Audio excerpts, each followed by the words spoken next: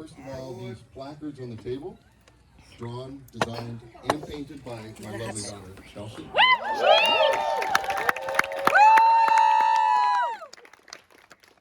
wine bottles that are cut with the flowers in them, proudly manufactured by John and Megan in their garage. And in true caring spirit, some ladies are coming by tonight at 10 o'clock. Flower Floricycle to pick them all up and take them to a senior home for the next week. And yes, last but not least, this famous arch. John and Megan fabricated their own arch for their wedding. Okay. Now, as with all middle-aged American males, when we are faced with something that hurts, looks dangerous, itches, what do? We go to webmd.com, right? Self-diagnose. So when I started thinking about this, I found this site called weddingspeeches.com/father of the bride. Golden. I'm golden. And what did it tell me? It says, speak from the heart. Keep it light. Don't just say nice things about your daughter, but also say nice things about the person she's marrying. It says, keep it short. And that's when I remembered you don't trust anything you read on the internet. I got some things to say. Yes, my name is Aaron Stewart, and I am the father of the bride. Dawn and I are both very thankful that all of you could be here today. And we're thankful that the weather held out, and it's not raining, and it's not 115 degrees. So cheers to that. We couldn't be happier than to welcome John into our family, and you've heard a lot about this already tonight. John's parents, Kevin and Ann, are the most delightful people you'll ever meet. 40th anniversary coming up in March. John's brothers, Michael and Jeff, and their spouses have welcomed Megan with open arms. We appreciate that. And if you've not introduced yourself yet to the Murphy family, I am sure you need to do so, because Megan has probably already told them several stories and you may want to defend yourself. Don't know. So with this being a destination wedding, I'm going to get this all out of the way first. Many of you have come from afar. I believe the only person this is not a destination wedding for is Angie, who has hosted us this week. We have Boston, Philly, Florida, Arizona, Washington, Idaho, and for sure, we got the Spinello Trio over here from Wisconsin and Minnesota. Thank you all for coming. And for the 35 of us that are Cal Poly alumni, welcome.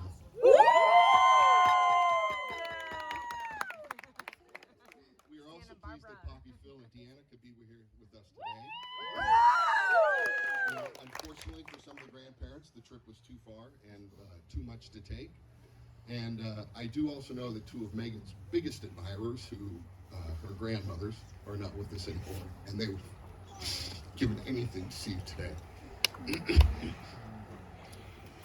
So this is where it gets weird. I find it a bit ironic and somewhat scary that one of the nicknames from my high school that my friends bestowed upon me is Megan's nickname as well. Truck. Same nickname, not truck, no. I'm kind of rich, actually.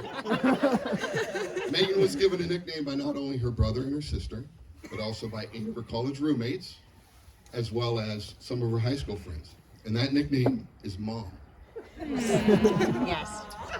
When I inquired to my friends this week why they called me that, their response was, and I quote, "Dude, we were idiots at that age, but you were always there looking out for us, cleaning up after us, and generally provided us with a hedge of protection."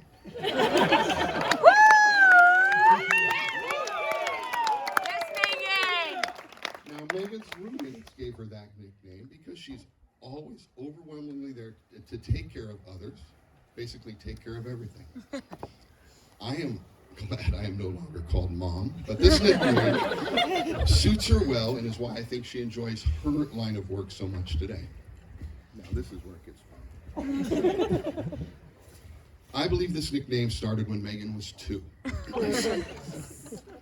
She was a stay-at-home child.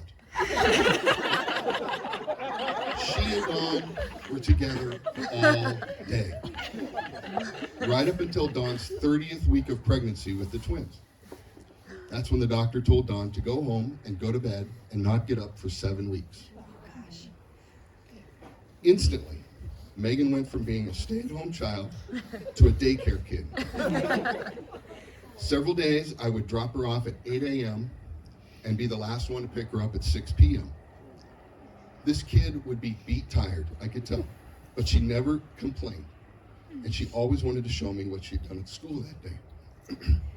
It was an El Nino year, and it was raining, and we would skip across the parking lot to the Bianchini's to get some food for dinner, so we could go home to take care of Mom.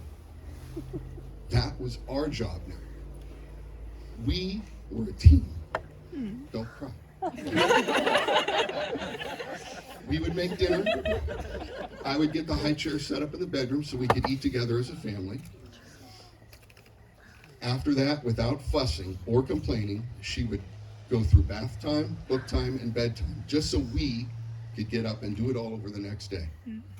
I truly think her character and her subsequent nickname, Mom, was forged at this very early age. When Megan told me on Monday that she had just worked a 12-hour day, I felt no pity. In fact, I cracked a bit of a smile and I said, that's my girl. Now, Megan is a firstborn, and as a dad of a new baby girl, when you are part of the delivery, there are many thoughts that run through your mind. Healthy heart, healthy lungs, 10 fingers, 10 toes, etc. When the nurse checked her over and gave us all the thumbs up, Granny Annie swooped her up, picked her up, and put her on Dawn's chest. And I stood there in the labor and delivery room, Kaiser, Redwood City, and I said, who on this earth is good enough to take this baby girl away from me? It's not possible. It's taken a long time, but I think I'm finally ready to give her up.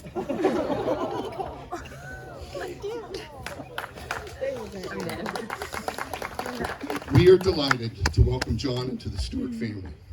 He is a talented young man who complements my daughter perfectly. A good golfer, a good cook, a trusted resource for fantasy football information. But most importantly, a solid character with an abundance of patience. John and I had the chance to travel together to see Spencer's baseball team, the Gauchos, playing in Arizona.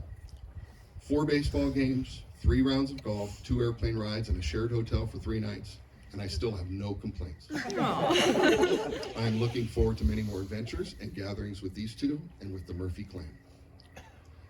Kevin, Ann, Dawn, and I can attest that this event was entirely envisioned and planned by Megan and John.